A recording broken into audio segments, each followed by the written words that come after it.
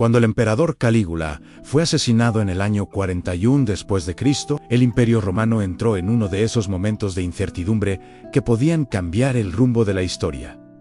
Durante unas horas, Roma quedó sin un gobernante claro. Los conspiradores que habían organizado el asesinato creían que podían restaurar la antigua república y devolver el poder al Senado. Pero el verdadero poder en Roma no estaba únicamente en el Senado. La Guardia Pretoriana, el cuerpo militar encargado de proteger al emperador, tenía una enorme influencia política. Y fueron precisamente estos soldados quienes terminaron decidiendo quién gobernaría el imperio. Mientras el caos se extendía por el Palacio Imperial, los soldados comenzaron a buscar posibles miembros de la familia imperial que aún estuvieran vivos. En uno de los pasillos del palacio encontraron a un hombre escondido, temblando detrás de una cortina. Ese hombre era Claudio, tío de Calígula. Claudio tenía alrededor de 50 años en ese momento. Durante gran parte de su vida había sido considerado una figura secundaria dentro de la poderosa familia imperial. Muchos aristócratas romanos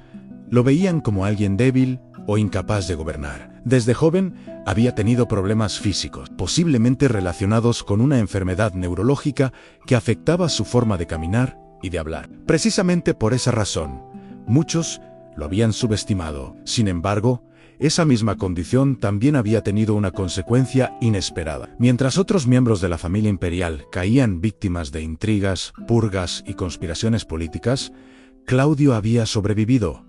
Nadie lo veía como una amenaza. Cuando los soldados de la Guardia Pretoriana lo encontraron, tomaron una decisión inmediata. Lo proclamaron emperador, lo llevaron a su campamento militar y anunciaron que Claudio sería el nuevo gobernante del Imperio Romano. El Senado no tuvo muchas opciones. Aunque algunos senadores querían abolir el sistema imperial, el apoyo militar a Claudio era demasiado fuerte.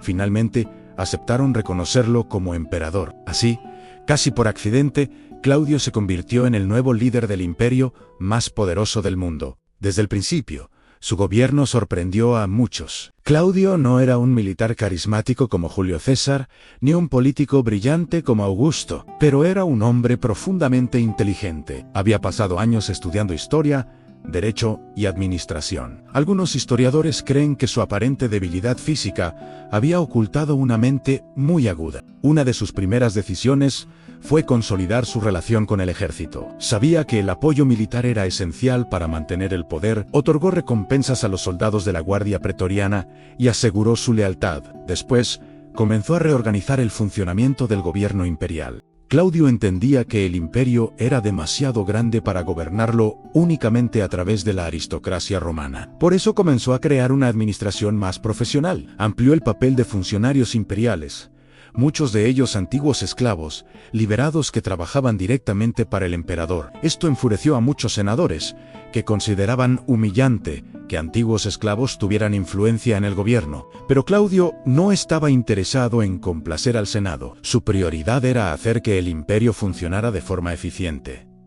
También impulsó reformas judiciales. Pasaba largas horas escuchando casos legales y resolviendo disputas entre ciudadanos y provincias. A diferencia de algunos emperadores anteriores, Claudio mostraba un gran interés por la administración diaria del imperio. Pero uno de los momentos más importantes de su reinado llegó en el año 43 después de Cristo. Claudio decidió lanzar una campaña militar para conquistar Britania. Britania ya había sido visitada anteriormente por las expediciones de Julio César, pero Roma nunca había establecido un control permanente sobre la isla. Claudio vio en esa conquista una oportunidad para fortalecer su prestigio militar. El ejército romano cruzó el canal y comenzó la invasión. Tras varias campañas exitosas, los romanos lograron establecer un dominio duradero sobre gran parte del sur de la isla. Claudio incluso viajó personalmente a Britania para celebrar la victoria. Fue uno de los logros militares más importantes del imperio en esa época. Mientras tanto,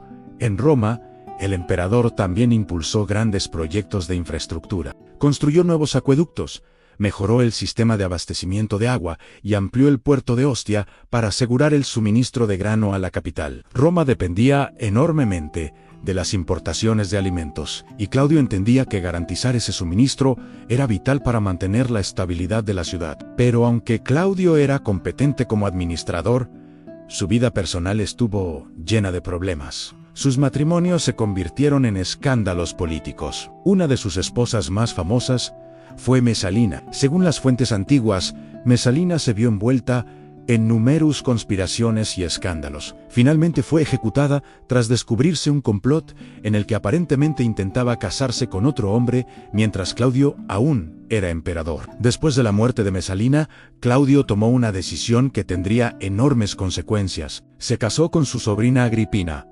La menor Agripina era una mujer extremadamente ambiciosa y políticamente astuta. Su objetivo principal era asegurar el futuro de su propio hijo, un joven llamado Nerón. Con el tiempo, Agripina logró convencer a Claudio de adoptar a Nerón como su heredero. Esto desplazó a Británico, el hijo biológico de Claudio. En el año 54 después de Cristo ocurrió el último acto de la vida de Claudio. El emperador enfermó repentinamente después de una comida.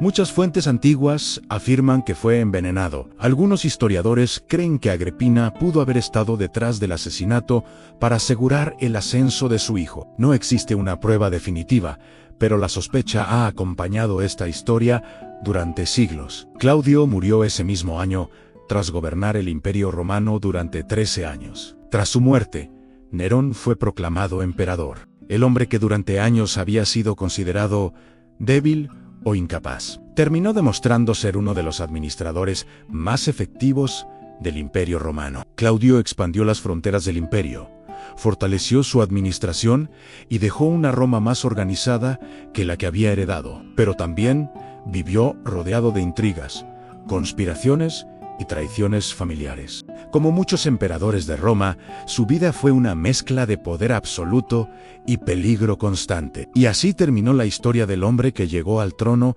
casi por accidente y que terminó gobernando uno de los imperios más grandes de la historia.